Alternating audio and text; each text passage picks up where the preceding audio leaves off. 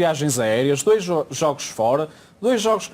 o Futebol Clube do Porto quer ganhar em Marselha, fazer o melhor resultado possível porque tem aspirações na Liga dos Campeões, quer ganhar nos Açores porque quer continuar no campeonato, quer recuperar posições, porque tem o objetivo de voltar a ser campeão nacional, e acontece uma coisa destas, é absolutamente inaceitável. Eu não acredito que seja uma coincidência, e acredito que nos próximos dias se vai perceber melhor o que é que se passou e que se vai identificar quem é que terá de ser responsabilizado por uma coisa destas.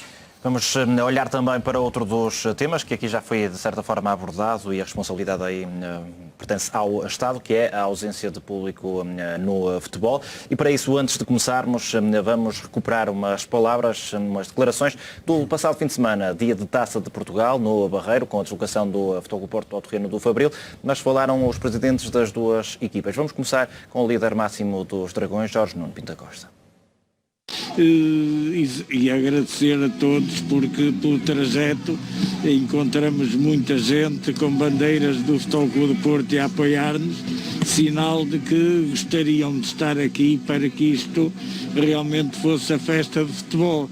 Infelizmente não é, porque os inteligentes deste país não querem que assim seja.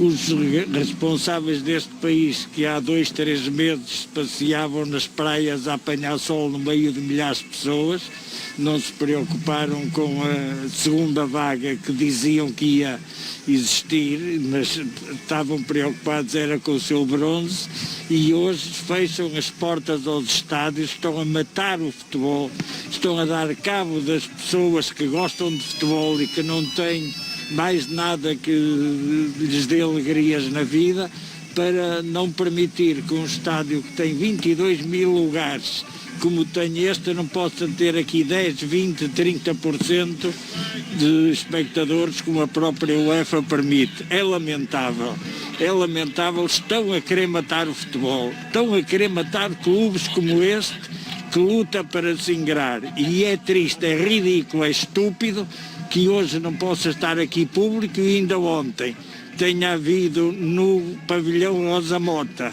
Superboc no Porto, um espetáculo em que permitiram que tivesse 40% do público. É lamentável, é realmente uma má vontade, um querer ferir o futebol, e estes responsáveis vão ficar na história de Portugal como as pessoas que vão matar o futebol. Infelizmente não vão matar só os restaurantes, vão matar o futebol. Palavras de Jorge Nuno Pinto da Costa, e pouco depois falou também o presidente do Fabril, Faustino Mestre. Andam a assassinar o futebol com segundas intenções, é preciso que o digam claramente. Daqui mando um recado ao seu primeiro-ministro e faço uma pergunta também. Faço uma pergunta se ainda o senhor secretário de Estado do Desporto ainda é vivo, porque tem-se feito morto, se calhar já é cadáver, porque é um homem que se esconde, é um homem que desapareceu. Não houve os clubes, não houve ninguém, não houve sequer a comunicação social, e nós estamos a assistir lentamente a um assassinato do futebol e também da sociedade, porque a sociedade também se alimenta de futebol.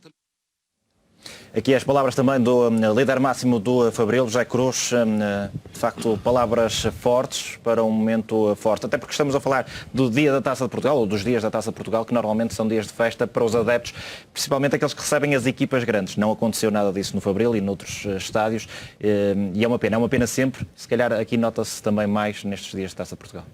Duas pessoas com coragem de falar de uma coisa que parece um tabu.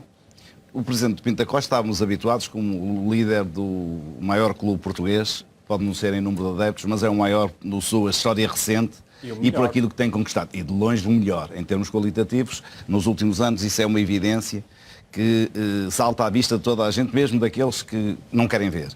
Mas o presidente Pinto da Costa é um discurso recorrente, sempre com muito assertivo, e que já nos habituou. E que vai direto a este assunto. Como é possível que no dia em que se jogava a Taça de Portugal, sem público nas bancadas, no Barreiro, no pavilhão Rosa Mota, não sei o quê, também Superboc Arena, não é? Superboc Arena, é assim que se chama agora, um espetáculo cultural, musical, tinha 40% da lotação. Eu não tenho nada contra isso, pelo contrário, acho muito bem que se faça. Agora, num recinto fechado, onde toda a gente, todos os especialistas dizem que é mais fácil a propagação do vírus do que num ambiente aberto, ao ar livre, não a permitir sequer 1% do público nas bancadas. Quer dizer, há aqui uma incoerência brutal. Eu chamo-lhe lepra, eles acham que o futebol tem lepra. E, portanto, toca de prejudicar o futebol. Mas o que eu gostei de ver foi o senhor Presidente do União Fabril, com este discurso sem medo. Que ele pôs o dedo na ferida, não sabe porque é que há algumas pessoas muito importantes no futebol português, designadamente os dirigentes máximos dos 2 clubes de Lisboa, que têm o dever de dar o peito às balas e fazer frente a esta prepotência do governo, porque é preciso ter coragem para dizer não a quem é prepotente. E estas decisões da saúde e do governo têm sido prepotentes em relação ao futebol. Não há nenhuma razão científica que os leve a dizer não pode haver público. Não pode porquê? Se há público em todas as atividades, principalmente depois de ter passado aquela primeira fase de contactos, quando o futebol começou, a pandemia em Portugal estava numa situação que teria permitido perfeitamente haver público nas bancadas. Muito mais naturalmente do que haver público em recintos fechados. Isto é claro, não há nenhum especialista que possa contestar isso. Não venham com os hábitos do futebol de dar os abraços, cumprimentos, todos nós fazíamos. E já intuímos, já absorvemos que não podemos fazer isso. As pessoas que vão ao futebol transportariam para o futebol estes hábitos que adquiriram. Como se viu já nos jogos de teste. Exatamente, nos jogos de teste. Essa é a coroa que... Portanto, arranjaram uma desculpa. Vamos fazer uns jogos de testes, e começaram logo com os jogos da seleção, e não foi por acaso, para ver se os jogos correram, segundo todos os relatos, de uma forma exemplar, e esperava-se que houvesse, pelo menos, a definição das regras que permitiriam o regresso faseado dos espectadores a todos os estádios. Eu sou muito claro, acho que nós temos que dizer isso, que com o alavancar, com o crescimento, com um fogo desta segunda vaga, se é que isto é realmente a segunda vaga, agora não se pode estar a exigir que o futebol, até há outras atividades económicas que também estão suspensas, que já tinham sido reabertas, e o futebol agora não pode ter um regime de exceção. O que se exige é que o futebol, não é preciso agora, quando isto, e já estão a cair, os números já estão a cair em todo o país, os números desta segunda fase. Os últimos 2 dias há uma descida acentuada na ordem dos 700 casos, quando se compara o dia, hoje, terça-feira, com a terça-feira passada, e a segunda-feira de ontem com a segunda-feira anterior, há uma descida de casos a nível nacional e ainda mais importante, a nível da região norte, que era a região mais fustigada. Não se pode agora esperar que, quando isto começar a normalizar, se reabra, se permita uma quase normalidade, que é o ideal para a economia, e que o futebol continue a ter que fazer jogos de testes. Não, os jogos de testes já foram feitos e deram que estava tudo programado. O que é preciso é que o Governo e a Direção-Geral de Saúde faça aquilo que está a fazer, por exemplo, com o Congresso do PCP. É definir as regras que têm que ser cumpridas, criar uma metodologia de acesso, e isso, se for cumprido, não há nenhum problema para que os jogos possam ter público. Porque há outra questão que eu não posso deixar de dizer. Todas as atividades económicas deste país têm sido prejudicadas pela pandemia e pelo confinamento seletivo ou mais abrangente. Têm recebido de uma forma ou de outra, às vezes muito rateado e depois de muita pressão, têm recebido apoios do Estado português. E eu acho isso muito bem, na cultura, na restauração, nas outras atividades económicas, em tudo que fica prejudicado. O futebol, zero. Nada. E o Presidente Pinto da Costa foi dos poucos que teve a coragem de dizer que uma temporada sem público nas bancadas equivale a uma perda de 27 milhões de euros. É por isso que ele diz, e com razão, que estão a matar o futebol. Estão a matar o futebol da primeira divisão, da Liga dos Campeões, e estão a matar o futebol dos pequenos clubes que fazem das tripas coração para poderem manter as equipas em funcionamento, para que haja desporto e para que os jovens tenham também outras alternativas para além de ir para as boates, para outros caminhos que são ainda pior para a sua saúde mental e física. Eu gostava também de dizer que a pandemia faz mal à parte física, mas faz muito mal à parte psicológica e à parte mental. E o futebol pode e é um escape para as pessoas que já estão a passar os carretos. Muito bem, aqui a opinião do José Cruz. Francisco, nunca é uma boa notícia termos este tema novamente no programa, mas há uma razão muito prática para isso. Não é? Infelizmente é necessário voltar Nada mudou. Voltar ao tema porque nada mudou e o que é especialmente grave é o que nós temos visto semana após semana, é que apenas o Futebol Clube Porto e o seu presidente têm a coragem de enfrentar este problema. O silêncio do Benfica e do Sporting, enquanto grandes clubes, tal como o Futebol Clube Porto, assim, a demissão de uma obrigação até de defesa dos seus próprios adeptos. O que é que pensarão os adeptos do Sporting e do Benfica perante este silêncio cobarde dos seus presidentes e dos seus representantes? Mas depois temos também o silêncio da Federação Portuguesa de Futebol, o silêncio da Liga de Clubes, o silêncio da generalidade dos clubes da primeira divisão, da segunda Liga, etc, etc. O bom exemplo do Fabril contraria um pouco isso. Como se estava aqui a dizer, fizeram-se jogos testes. Os jogos de teste fizeram-se para reprovar o regresso dos adeptos ao futebol. Só que como os jogos de teste correram tão bem, melhor é não falar disso. Reparem, correram bem os jogos na Seleção Nacional, correram bem os jogos no Dragão, em Braga e na Luz, e esquecemos isso, correram bem nos Açores, por exemplo, onde Santa Clara teve público, em todos os casos Nos jogos da segunda Liga também. Nos jogos da segunda Liga em que isso aconteceu, no Académico de Viseu, por exemplo, correu bem em todo. Não houve um único caso em que tenha corrido mal. Então, mas os testes então serviam para reprovar. Como correram bem, calámos-nos e não falámos nada do assunto. Nós ainda, pela primeira vez neste século, a Seleção Nacional falhou um apuramento para uma fase final. Foi agora na Liga das Nações. Não vem daí mal ao mundo, faz parte do desporto. O insucesso faz parte do desporto e é inevitável, mas eu pergunto, e se tivesse havido público, a Seleção Nacional tinha conseguido ganhar à França ou não? Se calhar tinha. Portanto é um prejuízo. Era uma motivação extra. Nós no jogo, nós aqui no Estádio do Dragão, e eu assisti no Estádio do Dragão a todos os jogos à porta fechada, todos, desde o início de junho, quando regressou o futebol na época passada, todos os jogos. E o Diogo assistiu comigo, estava lá também no estádio, assistiu a todos. Nós sentimos muita diferença naquele jogo em que teve público. Uma enorme diferença. E teve muito pouco público. E a equipa foi, de facto, ajudada por aquelas pessoas que eram pouquinho, mas ajudaram. Portanto, se calhar a Seleção Nacional tinha, mas o que é que nós vemos os responsáveis da Federação? Um silêncio sepulcral. Ninguém diz nada. Toda a gente acha isto normal. Quando é que o governo português e o nosso Presidente da República já achavam que o futebol era o melhor dos mundos? Quando fizeram aquela patética e pomposa cerimónia por causa da Liga dos Campeões. Mas não se limitaram a fazer a patética e pomposa cerimónia e anunciar que aquilo era uma oferta para os profissionais de saúde e uma coisa que ficou realmente mal, mas pronto, isso é lá com eles. Mas não foi só isso. Porque a UEFA teve isenção de impostos. A UEFA veio para Portugal organizar a Final Eight da Liga dos Campeões, que este ano teve aquele, bom, por causa da pandemia, concentrado, com benefícios fiscais muito relevantes. E o que é que acontece aos clubes portugueses? Aos clubes portugueses, o principal clube que mais representa Portugal fora de portas, o Futebol Clube Porto, ou um clube mais humilde como o Fabril? O que é que acontece? Não há isenção absolutamente nenhuma. Há é cobrar impostos de forma quase que de usurário aos clubes de futebol, reduzindo inclusivamente a competitividade dos clubes portugueses.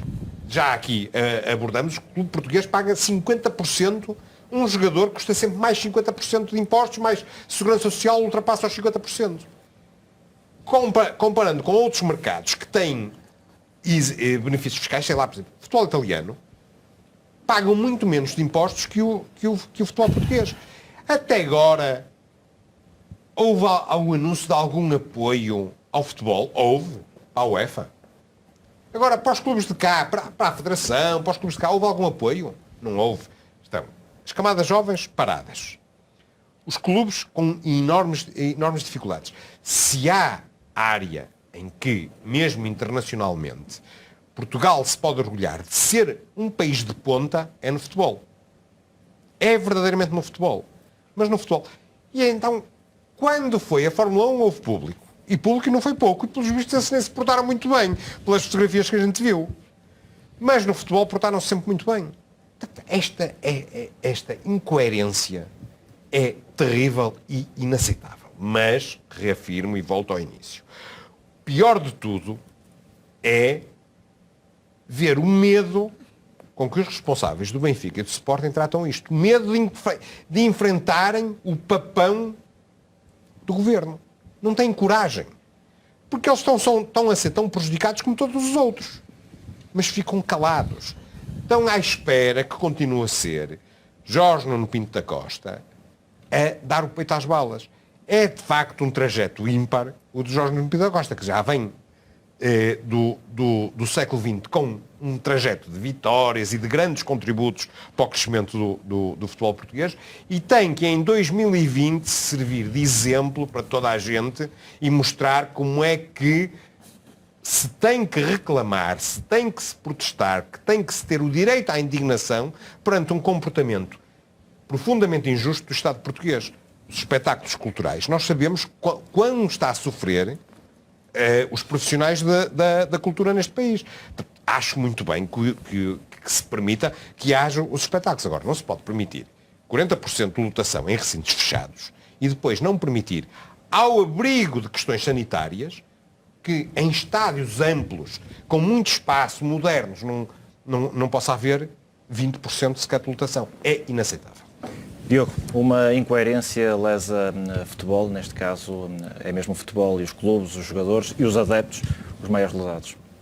Sim, os adeptos e os clubes muito, e até por isso também queria salientar as palavras do presidente do Fabril, Faustino Mestre, que me pareceram muitíssimo adequadas. De resto, pelo que se percebeu, tudo o que envolveu a recepção ao Futebol Clube do Porto no estádio do Fabril foi muitíssimo digno, correto e com classe. Lembro-me, por exemplo, daquela tarja que vimos dizer bem-vindos campeões, a forma como o Futebol Clube do Porto foi muitíssimo bem recebido e pelo que percebi, pelo que já vi também num zunzuns nas redes sociais, as palavras do presidente do Fabril parece que estão a causar muito incómodo noutros clubes e que já há diretores de comunicação a tirarem-se ao ar, porque pelos vistos ele tocou com o dedo em muitas feridas. Porque de facto é uma questão que é incompreensível. Como é que só o presidente Pinto da Costa é que recorrentemente fala deste assunto e lhe dá a visibilidade que ele merece ter?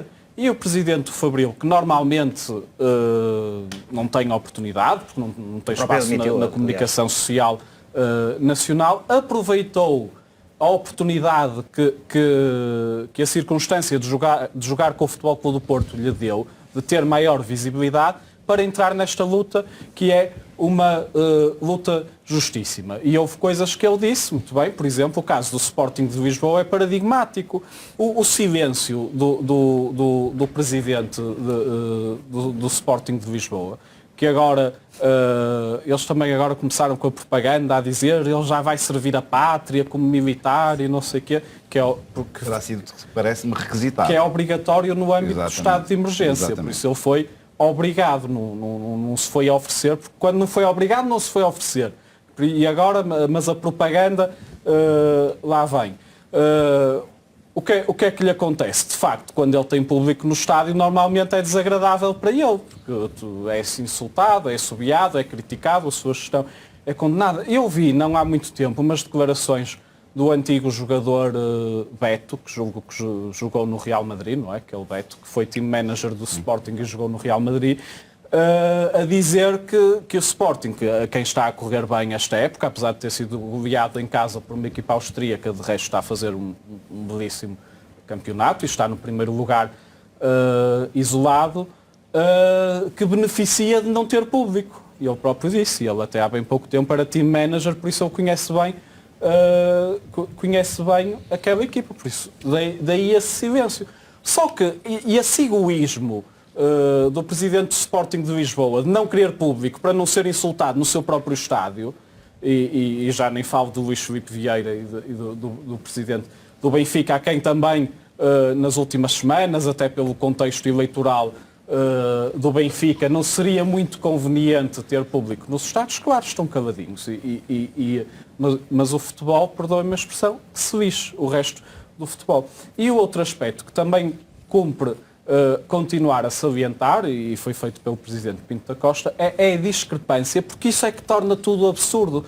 Se estivesse tudo fechado, claro que o futebol teria menos legitimidade para dizer nós queremos os estádios abertos. Agora, quando estão abertos recintos que têm menos condições e estão abertos, eu estive a ver, por exemplo, a programação do Super Boca Arena de que falou o presidente Pinto da Costa. E é uma programação extensíssima para as próximas semanas e para as últimas. Eu julgo que nós temos o cartaz para ver. Há muitíssimos espetáculos. Quase todos os dias há espetáculos no Super Boca Arena aqui no Porto. E há porquê? E é importante que haja, vejam ali, isto começa a 6... A publicidade não paga. Começa a 6 de novembro e vai até 18, vai até 19 de dezembro. Vejam a quantidade de espetáculos que há lá.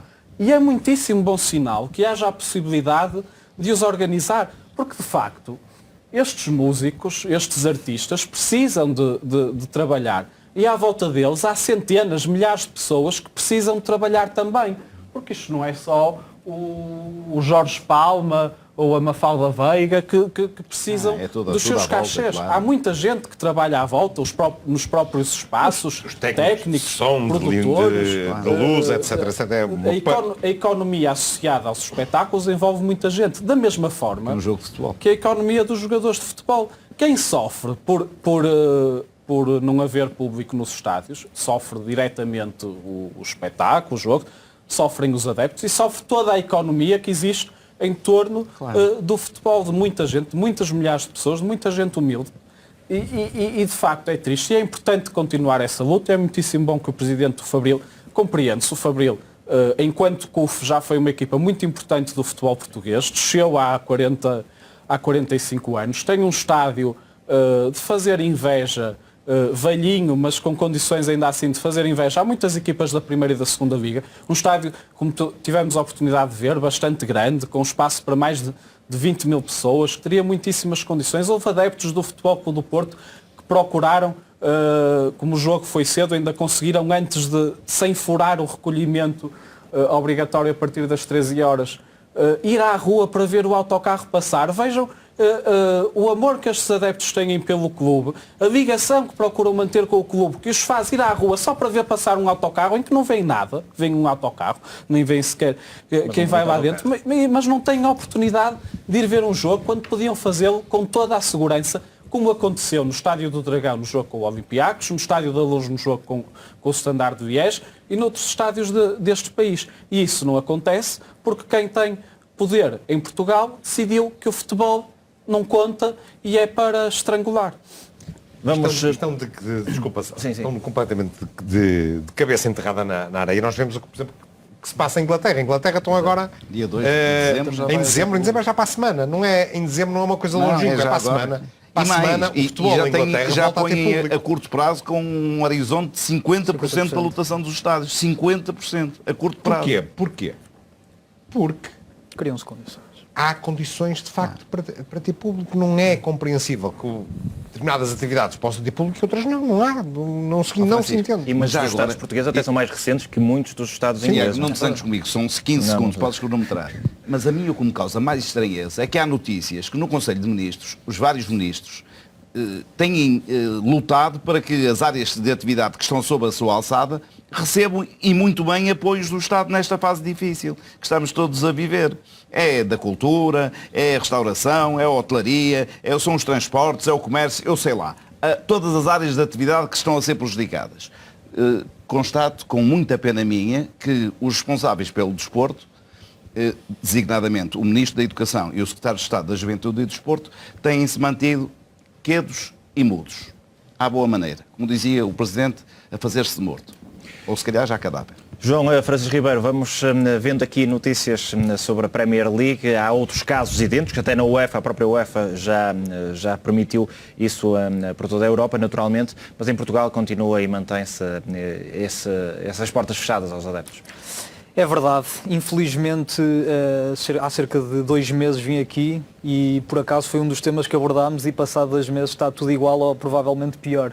Eu também trago aí, penso que está disponível uma notícia de Inglaterra, mas antes deixem-me só aqui dar 2 pontos importantes. Primeiro, saudar o Fabril Exatamente, é esta a notícia que já vou falar a seguir. Mas primeiro saudar o Fabril, a forma como recebeu o Futebol Clube do Porto, como proporcionou dentro do possível aquilo que é a festa da taça, embora ela tenha sido completamente posta de parte, mais uma vez desvirtuando aquilo que é a alma desta competição. E dar então essa palavra de apreço ao Presidente do Fabril. Há que relembrar que este tipo de clubes sonha durante anos em receber uma equipa grande do Campeonato Português e que muitas das vezes, sempre quando recebem, o orçamento do ano todo é feito com a bilheteira de um jogo, de receberem um jogo destes nas suas cidades. E portanto só aqui é um impacto gigantesco. Às vezes nem é o orçamento de um ano, só o orçamento de 2 ou 3 anos, porque é uma enchente total. De 200 mil euros neste caso. Que no caso de um Fabril O Fabril, desculpa interromper, Força, João, força. o Fabril só tem um jogador profissional que ganha 300 euros. Exatamente. Por isso vejam o impacto numa equipe. Tem um orçamento mensal de 4 mil euros. Exato, 4 mil euros, sim. Eu também vi. Portanto, isto é um impacto económico numa equipa desta dimensão, ou em qualquer uma, dentro daquilo que é esta festa da taça, que é absolutamente inconcebível. E deixar também a minha saudação ao nosso Presidente, que mais uma vez é o único que vai dando a cara por este tema, junto das principais instâncias. E como é que ele é presenteado? É presenteado por uma medalha de lata no Record, a meias com os No Name Boys. E, portanto, isto é absolutamente lamentável que o nosso Presidente seja o único a dar a cara, o único a dizer as verdades, o único a vir falar daquilo que tem sido a estigmatização do futebol em relação a todas as outras indústrias, o prejudicial que tem sido a falta de adeptos no estádio, em relação a todas as outras artes e culturas, e é presenteado por uma medalha de lata no Record. Portanto, se o Record tem uma ruptura de lidamentos, que vá ao médico, porque realmente isto não se compreende, ainda por cima a dividir com os No Name Boys, porque foram efetivamente para a porta do estádio em paredes para libertar tochas e fazer uma data de coisas onde a GNR nem sequer interveio. Mas agora falar então de uma situação que é de facto referente na notícia da BBC News, que é como a tecnologia pode permitir que os adeptos estejam seguros no estádio. Inglaterra está um passo à frente, viu-se pela notícia de há pouco relativa àquilo que vai ser a retoma dos adeptos no estádio. Inglaterra está mais ou menos com o mesmo número de casos por 100 mil habitantes que nós, portanto é uma realidade muito, muito parecida com a nossa, já foi muito pior, portanto eles estão a fazer uma retoma mais rápida quando foi muito mais grave a pandemia lá, ao nível obviamente de impacto, de morte e de casos. E esta notícia é de setembro e explica como é que a tecnologia pode permitir que os adeptos estejam seguros no estádio. Ora, os clubes reuniram-se com o Departamento Digital, de Cultura, dos Mídia e do Desporto para abordar temas sobre a segurança e o distanciamento social nos jogos de futebol. Isto foi promovido pelo Governo. O Governo esse que está a estudar agora a criação de um grupo de inovação tecnológica no desporto. Para que é que isto vai servir? Vai servir para que os adeptos, em muito breve prazo, possam voltar a quase 100% aos estádios. E, inclusivamente, a imagem, aqui não dá para ver, mas a imagem desta notícia é de um jogo teste do Brighton. E o jogo teste do Brighton, que foi há 2 meses, salvo erro, já criaram condições, nesta altura, para os adeptos poderem ir ao estádio sem máscara. Eles estão todos sem máscara no estádio, que já era previsto dentro daquilo que era a regulamentação do jogo em si. Como é que eles estão então a formular este grupo de inovação tecnológica? Com 3 empresas, a Momentum, Movement Strategies, que é movimentos estratégicos, estratégias de movimento, melhor dizendo, e Crowd Connected, que é basicamente como se ligam os adeptos entre si. Estas 3 empresas já estão a trabalhar para o Wembley e para o Campeonato do Mundo 2022. Para vermos a dimensão daquilo que é as empresas que estão a trabalhar com o governo inglês na retoma dos adeptos. A Momentum faz estudos da concentração dos adeptos fora dos estádios em dias de jogos e a forma como vão para as filas e a concentração nas filas através do fluxo. Basicamente, tudo o que redefine é o fluxo e como é que os adeptos passam na segurança. E, eventualmente, até estão a estudar a hipótese de criar, como nos aeroportos, aquelas entradas passam num raio-x. E, portanto, aquilo poderá facilitar e há uma data de modelos e algoritmos a ser estudados sobre os fluxos dos adeptos. A outra é a Movement, que faz o estudo sobre a informação da bilhética, o historial de com quem é que as pessoas vão aos jogos e que percebe, face ao contexto familiar, quantas pessoas é que podem estar agregados e qual é que é o distanciamento entre eles. E a Crowd Connected, que em conjunto com a Movement estuda as bolhas sociais nos jogos, como é que os adeptos interagem entre si, onde é que poderão, por exemplo, em caso de bares, levantar, ou seja, fazem uma encomenda onde é que poderão levantar a encomenda, ou seja, onde houver menos filas nos bares, o que no Estádio Dragão nem sequer é preciso porque levam à bancada, só para que haja aqui este ponto à parte. E obviamente que isto... Faltam os corados. Faltam os corados, é verdade. A parte dos corados. Mas isto para dizer que, obviamente, que isto tem uma data de implicações ao nível daquilo que é o RGPD, que está cada vez mais na moda, mas o governo português tem efetivamente de estudar estas hipóteses. O governo inglês está a dar o mote, está a mostrar como é que as coisas fazem. Em Portugal, nós não temos a realidade dos clubes ingleses, infelizmente, porque os estádios maioritariamente estão fechados, tem muita pouca afluência, a não ser dos três grandes, há uma afluência baixíssima, portanto, nem sequer precisamos de toda esta tecnologia, todo este envolvimento, basta levarmos isto ao nosso nível, não é? Ao nível daquilo que é o futebol português e aquilo que é a dimensão dos adeptos nos estádios, e de deixar aqui uma última estatística, que é uma estatística que eu trouxe há 2 meses, que é para percebermos a implicação disto. O futebol em 2018, 2019, o futebol em Portugal, representou 0,3% do PIB. E agora dizem, pouquíssimo. Isto representa 851 milhões em receitas e 549 milhões que vão diretamente para o PIB português. Isto é uma barbaridade. Como é que é possível, em Portugal, o futebol ser discriminado em relação às outras indústrias quando tem esta percentagem de representatividade no PIB e na economia portuguesa? Estes grupos tecnológicos são facilmente criáveis. Quer dizer, basta em conjunto com a Liga, com os clubes, seguramente que os clubes quererão participar e darão recursos de pessoas para poderem dinamizar este tipo de coisa e retomar o futebol. É incompreensível como é que continuamos exatamente como estávamos há 2 meses, com a diferença de que já tivemos muitos bons exemplos e em todos eles os adeptos comportaram-se muito bem. Pontos muito interessantes por parte do João Francisco Ribeiro. Vamos já para a parte final do programa, mas ainda temos aqui 2 temas muito interessantes. O próximo, Francisco, podemos avançar contigo, tem a ver com a deslocação da equipa de voleibol ao pavilhão João Rocha, a casa do Sporting. Aliás, foram 2 deslocações. Sábado foi o handball com vitória dos Dragões, domingo também a vitória, neste caso, das Dragonas, do voleibol, mas aqui ficou manchado até pela transmissão e pelo tratamento que o Futebol Clube Porto teve. Muito manchado, porque um clube que quer ser respeitado tem que respeitar os seus adversários. E poucas coisas há mais relevantes num clube do que o seu emblema, do que o seu símbolo. E o que fez o Sporting, através da Sporting TV, na transmissão do jogo, fez 2 coisas. Uma foi, apresentou uma coisa qualquer que não um emblema do Futebol Clube Porto. A outra coisa foi, não dizia o nome do Futebol Clube Porto. Referia-se à equipa apenas como AJM. Aquilo é propositado. E evidentemente que é propositado. É tão propositado como eu, a partir de agora, passar a referir-me ao Sporting como Sporting de Lisboa.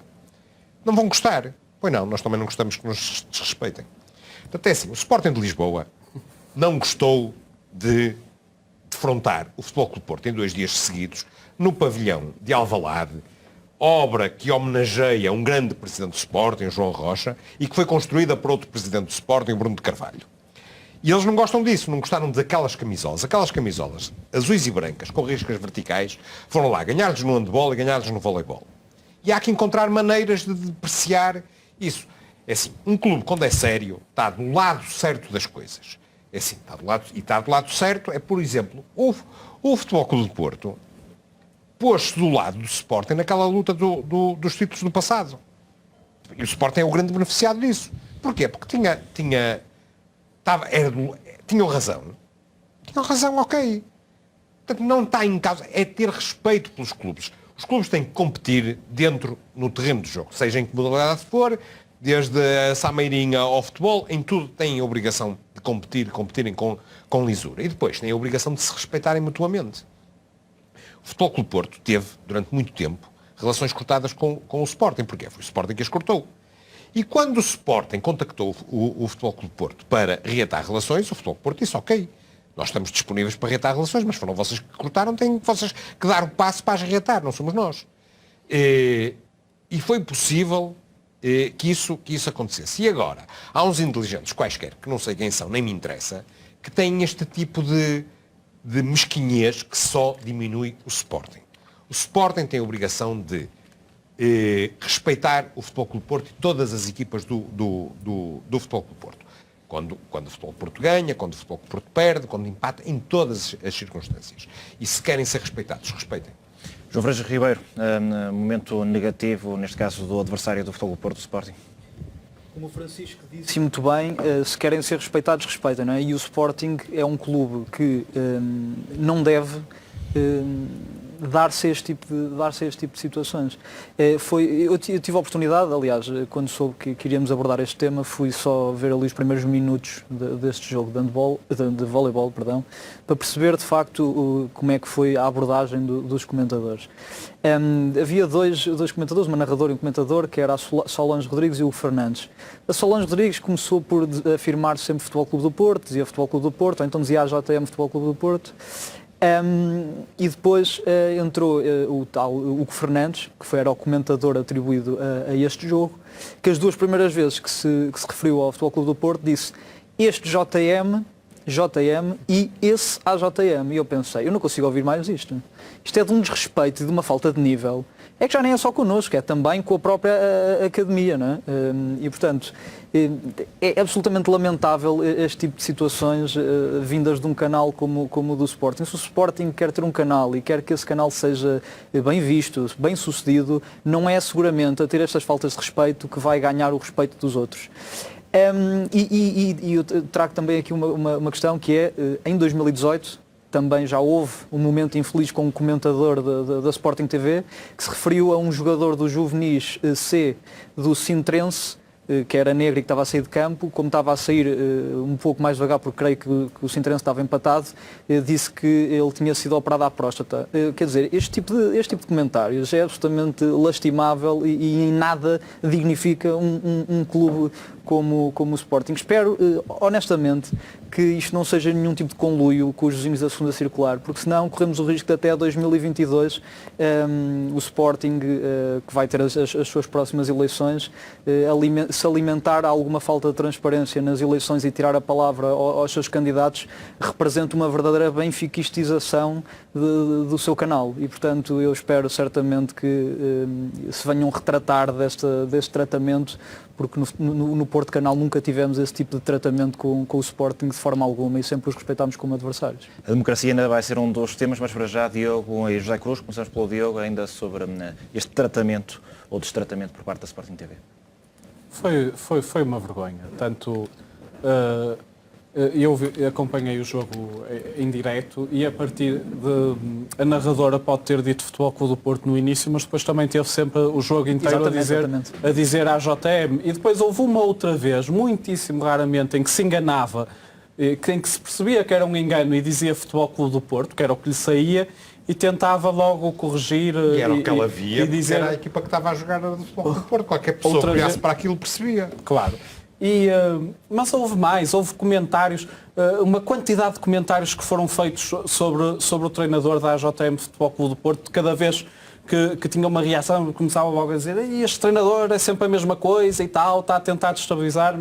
Mas o que é que aconteceu? Eles tentaram gozar connosco, tentaram humilhar-nos e aconteceu o que normalmente acontece quando fazem isto ao Futebol Clube do Porto, que foi, entre aspas, levaram no pelo. Perderam. Já no dia anterior tinha acontecido a mesma coisa, levaram uma lição de handball em pleno pavilhão João Rocha, uma obra importante de Bruno de Carvalho, e no dia seguinte levaram uma lição de voleibol. E é o que eu espero que continue, que venha a acontecer mais vezes. Nós ouvimos muitas vezes o discurso que o Sporting é um clube diferente e tal. Não é um clube diferente de nada. Isto são atitudes que se acumulam ao longo dos anos. Os adeptos não são nada diferentes. Tem antigos presidentes a dar entrevistas a dizer que corromperam árbitros.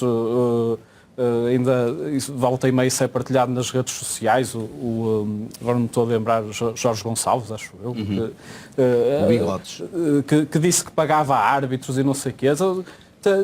Tem a mania que são uma casta pura e não são absolutamente nada disso. A única diferença substancial do Sporting face a vários clubes é que ultimamente é cada vez mais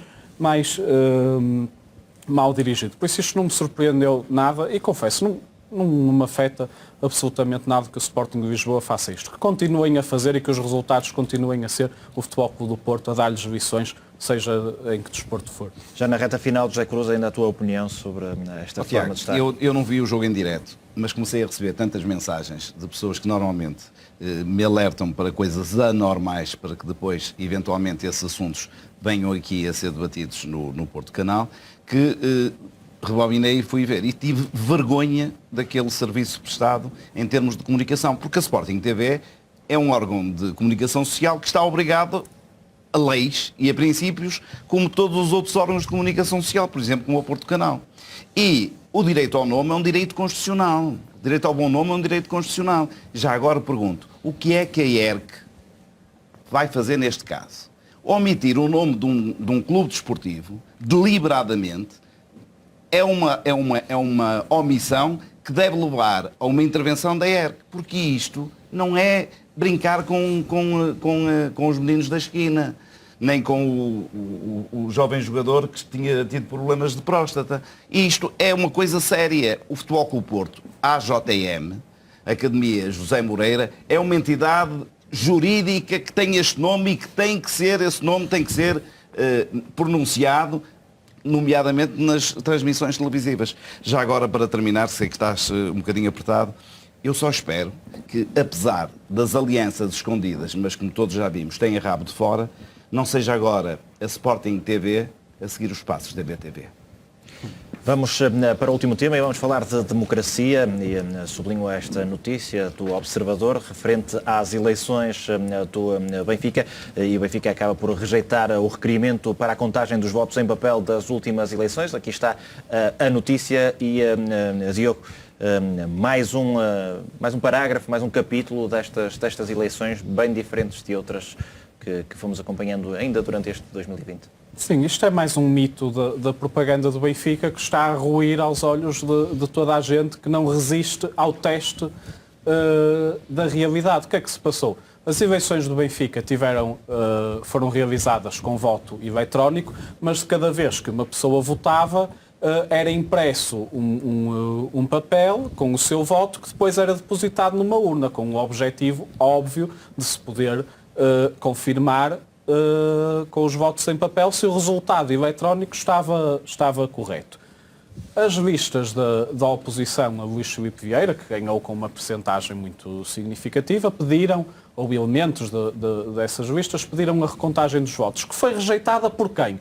Pelo novo presidente da Assembleia Geral do Benfica, que é nada mais nada menos do que Rui Pereira, aquele senhor da CMTV, da maçonaria, do governo de José Sócrates e tal, que tem sido, ao longo dos últimos anos, um dos grandes defensores do regime de Luís Filipe Vieira. É curioso que isto aconteça numa altura em que nós também temos sido confrontados durante as últimas semanas com a história de umas eleições também conturbadas, que foram as eleições dos Estados Unidos, em que em vários estados foi pedida uma coisa que é diferente disto, que é a recontagem dos votos, ou seja, neste caso não estamos a falar de recontagem, estamos a falar de contagens que permitam confirmar que o resultado do voto eletrónico bate certo com o resultado real, e o resultado absolutamente real só pode ser aquele que está nos votos em papel. E o que é que acontece nos Estados Unidos? Há essas recontagens, porque é o que temos visto, ainda ontem tivemos as notícias da Pensilvânia, Donald Trump alega que houve fraude, apesar de não mostrar evidência nenhuma, provas, não é? Mas pronto, lá se fazem as recontagens porque existe esse direito e confirma-se que estava tudo bem. Ok, não havia nenhuma diferença relevante. No Benfica não contam os votos porquê? De que é que têm medo? Pois, A questão é só uma. Qual é o Rui Pereira, ao recusar, tem medo de quê? O que é que tem medo? Porque custa muito dinheiro abrir as urnas e contar os votos. O Benfica não tem meios para... Então para que é que servia o papel, então? Para fazer uma... A pergunta é muita liquidez. O papel servia, percebe-se, para uma coisa, porque ainda antes das eleições começou a ser colocado em causa o sistema de voto eletrónico e eles vieram com a conversa, não, porque aqui há o papel e tal, para confirmar. No próprio dia das eleições percebeu-se que o sistema de voto eletrónico era uma tanga, que houve gente que nem sequer era sócio do Benfica a conseguir entrar lá e a votar.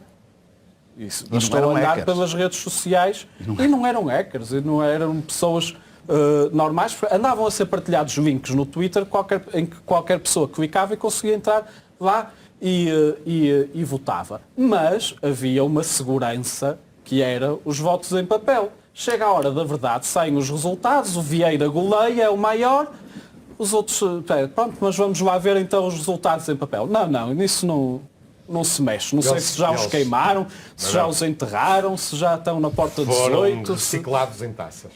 Taças de papel, claro.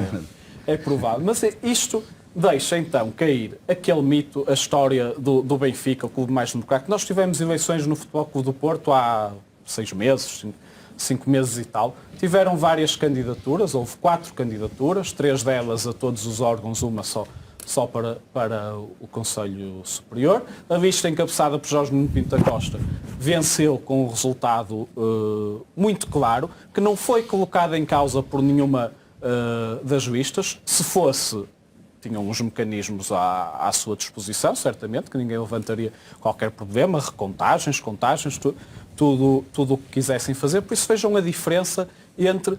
E depois vem aqueles cartilheiros... Das urnas em Famalicão, salvo erro, lacradas, aquilo era o selo, aquilo era uma coisa de uma Sim, segurança. e depois diziam que eram transportadas por empresas de segurança e apareciam vídeos a mostrar que não eram transportadas por empresa de segurança nenhuma. Aquilo foi uma fantochada de umas eleições. E por isso há uma coisa que eu já disse Aliás, aqui. até o Luís Filipe Vieira acabou por ter uma votação muito baixa para quem faz uma coisa daquelas.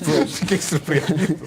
Mas ele não quis dar muito nas vistas, mas pelos vistos, com esta recusa, continua a dar muito nas vistas. Isto só confirmou uma ideia que eu já tenho há muito tempo e que já transmiti aqui e que poderemos voltar noutras ocasiões e aprofundar, que é: as eleições do Futebol Clube do Porto no fascismo eram mais democráticas do que as eleições do Benfica em democracia. Eu trouxe só uma imagem da capa de um jornal. Isto é de umas eleições, eu sei que não se vê bem, mas acho que nem é preciso. Isto é umas eleições do Futebol Clube do Porto em 1955. Em pleno fascismo. Vejam aquela bancada, a bancada central do Estádio das Antas, repleta de gente. Aquilo era gente que estava reunida para votar numas eleições em que havia 2 listas, em que venceu a lista que era da oposição à direção que estava então em vigor, venceu a lista que era encabeçada pelo Dr. Cesário Benito, que foi um enorme presidente da história do Futebol Clube do Porto. O Presidente da Assembleia Geral fez nessa ocasião um discurso a dirigir-se a estas pessoas a dizer: estão aqui reunidos para exercer o mais sagrado direito do homem, que é o direito de eleger. Em pleno fascismo, o Presidente da Assembleia Geral do Futebol Clube do Porto dizia que eleger, votar, era o mais sagrado direito do homem. Por isso, os adeptos do Futebol Clube do Porto, que nunca se esqueçam quando forem confrontados com essa propaganda do Benfica. As nossas eleições no fascismo eram mais limpas, eram mais democráticas do que as deles na terceira década do século XXI. Muito rapidamente, não sei se querem dar mais alguma nota. Não, só é uns muito rápido. segunditos. O que é curioso é que a resposta do Sr. Presidente da Assembleia Geral, da mesa da Assembleia Geral do Benfica, é muito curiosa, porque ele não começa a fazer propaganda dos 38 mil e tal eleitores que participaram nas eleições e depois, quanto àquilo que era pedido pelos sócios que queriam a recontagem dos votos físicos e que queriam também ter acesso à parametrização do processo usado no voto eletrónico, quanto a isso, nada. E sabe qual é o principal argumento utilizado? É que diz ele que não tem legitimidade para se debruçar sobre um ato eleitoral que foi organizado pela mesa da Assembleia Geral que o antecedeu. Então ele agora não pode, quer dizer, o que ficou para trás, ele não pode tomar nenhuma posição, porque ele não era ele à altura o presidente da mesa da Assembleia Geral do Benfica. Isto é uma autêntica falácia jurídica que fica mal a uma pessoa que é reconhecidamente uma pessoa com valor nesta área do direito. Portanto, por aqui está tudo dito. Às vezes as vontades são superiores às vaidades. Às vezes é o contrário. E por falar em valor, muito obrigado ao José Cruz. Posso só dar uma nota? Porque eu também ia falar das razões da rejeição da participação. Portanto, o que pedem não é uma recontagem, é uma contagem. Exato. Dentro da contagem pedem a contagem dos talões, o relatório de parametrização. A rejeição é esta e há uma outra que é, eles dizem que rejeitam porque não são detectadas irregularidades suscetíveis de pôr em causa o ato democrático, que é exatamente o motivo do requerimento. E, portanto, isto é absolutamente brilhante. Esta resposta, isto nem é preciso comentar, está comentado assentado na É uma declaração falácia, da Assembleia Geral Eleitoral do Benfica. Muito obrigado ao José Cruz, ao também João Francisco Ribeiro, ao Francisco J. Marques, ao Diogo Faria e também a Mariana Garcia com a língua gestual, e assim que esteve desse lado no Porto Canal ou na Futebol Clube Porto TV. Amanhã há mais espaços do Futebol Clube Porto, nomeadamente a partir das 6h30 da tarde na Futebol Clube Porto TV ou no Porto Canal com o pré-match do jogo da Liga dos Campeões entre Futebol Clube Porto e Marselha. Até amanhã.